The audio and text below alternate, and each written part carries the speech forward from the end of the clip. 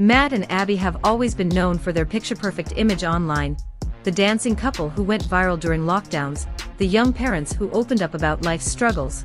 But recently, the narrative around them has taken a messy turn. The couple now finds themselves under fire not just from fans, but also from fellow creators. Allegations of rage baiting, oversharing personal drama for views, and lacking self-awareness have made people question if their content is real or just a show. And now, influencers are speaking out, and Matt and Abby are at the center of the storm. They first gained popularity on TikTok during the pandemic, sharing lighthearted videos and cute couple moments. Their audience grew as they started talking about married life and eventually parenting. But things changed as their content shifted from sweet to controversial. Now, every time they escape one scandal, they're already trending for the next.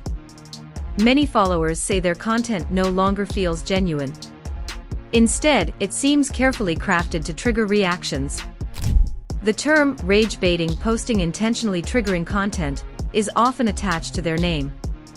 Their podcast, the Unplanned podcast, is now infamous for clips that spark viral outrage.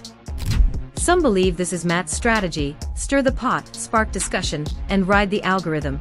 Fans started raising eyebrows when Abby admitted she avoids social media due to the criticism. This led many to believe that Matt is the one actively curating their public image, even if it means putting Abby in embarrassing situations. Some people feel she's being pulled into controversy just for the sake of attention. The drama escalated when TikTokers Maya and Hunter posted a now viral video that seemed aimed directly at Matt and Abby. Hey, maybe if you don't want millions of people on the internet telling you to leave your husband, you shouldn't have posted a video of him doing something so ridiculously toxic that deep down you knew was wrong, but just wanted the confirmation from others that his behavior is unacceptable. And when it's called out on such a massive scale, maybe instead of writing it off and labeling it as his sense of humor, you should accept that the people commenting for you to leave your husband actually want what's best for you. Who said that? The clip blew up, with comments flooded by people saying, "Matt and Abby have entered and left the chat."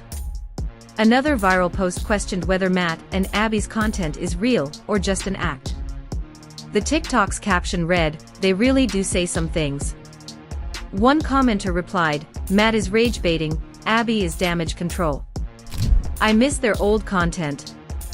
Others agreed, saying Abby seems to be trying to keep things wholesome while Matt crosses lines for clout. The criticism got worse when Matt and Abby opened up on the Unplanned podcast about their marriage and parenting life, in ways many felt were shockingly personal. One clip that really set viewers off was when Matt admitted to not speaking to Abby for a full day or more after she gave birth to their second child. In that podcast episode, Matt described it as his version of baby blues, and said he felt overwhelmed by how his life was changing. I'll be honest with you for a second. You know how I was like really quiet the first day after the birth? Yeah. I think look, I don't get like emotional like you, but I think that was like my version of baby blues in a way. Yeah.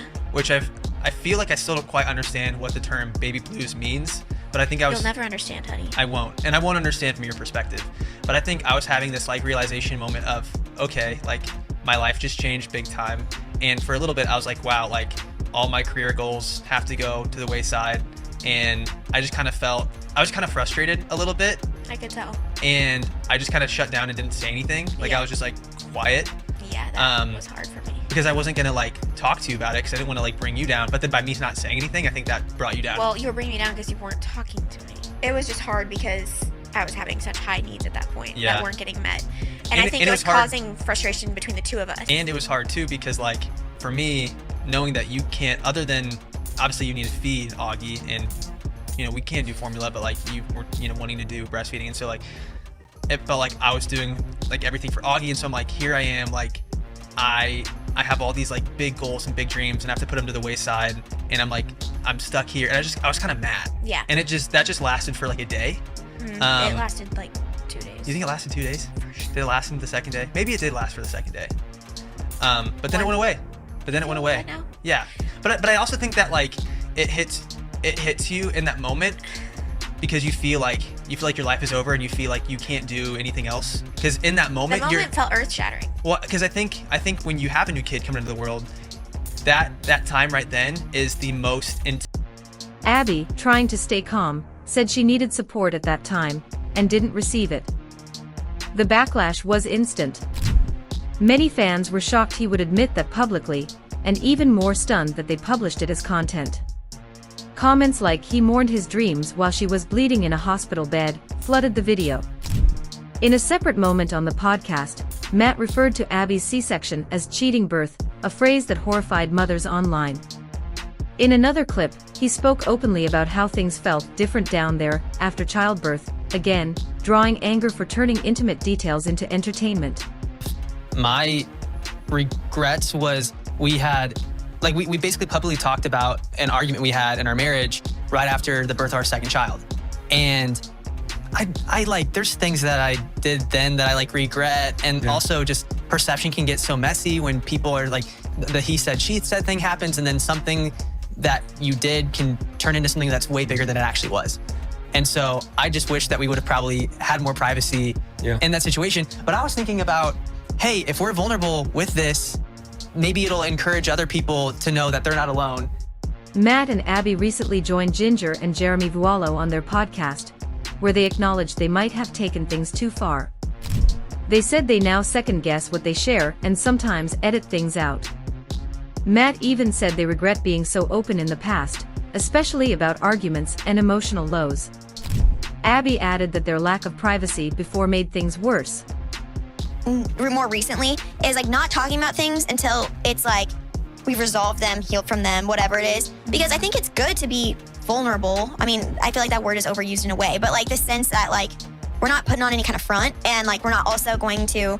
Social media gets criticized a lot for being highlights reel. So you have to do that, find that balance there. Yeah. And but also there's certain times where it's okay, if your marriage is more important, then you have to be ready. You have to be right within yourselves before you're putting this out there for everyone.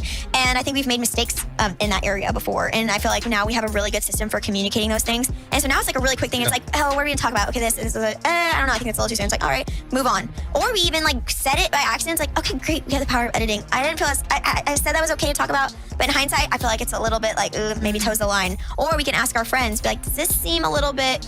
So we have a lot more open conversation, dialogue around those things now. They did admit that at one point, they were posting everything that was going on with them, and there was no privacy. And also posting every single day about everything going on in our life, to where there was absolutely no privacy at all for our lives. And it's crazy to look back. We've had some disagreements before on our podcast, and we probably shouldn't have aired that. We've been so real and so just authentic and vulnerable. And I don't watch it back, so I have no idea. Yeah, what went down. To where it's we've really put out a lot of stuff. Despite these claims of change, fans remain skeptical. Some believe this so-called growth only came after the criticism became too overwhelming to ignore. Others say the couple still drops just enough controversial content to stay viral, even if it hurts their credibility. Interestingly, Matt and Abby do have a good podcast platform. They host well-known guests and cover meaningful topics. But those positives are often overshadowed by moments that feel performative or outright insensitive. The drama gets more attention than the discussion, and many wonder if that's by design. What's most frustrating for longtime fans is that the couple once felt authentic. Now, many say they feel like they're watching characters instead of people. Abby still has supporters who believe she's doing her best, but Matt's behavior continues to stir division. Whether intentional or not, the couple's content now rides the edge of controversy, and many people have started walking away. So, what do you think? Are Matt and Abby just being raw and real, or have they crossed the line into toxic oversharing? Are the viral moments accidents or part of a strategy to stay relevant? Whether you love them or left them, this conversation isn't dying down anytime soon. If you've got thoughts, we want to hear them. Drop your opinions in the comments. And if you want more honest deep dives into influencer drama, make sure to like, subscribe, and hit the bell icon so you don't miss what's coming next. Thanks for watching. We'll catch you in the next one.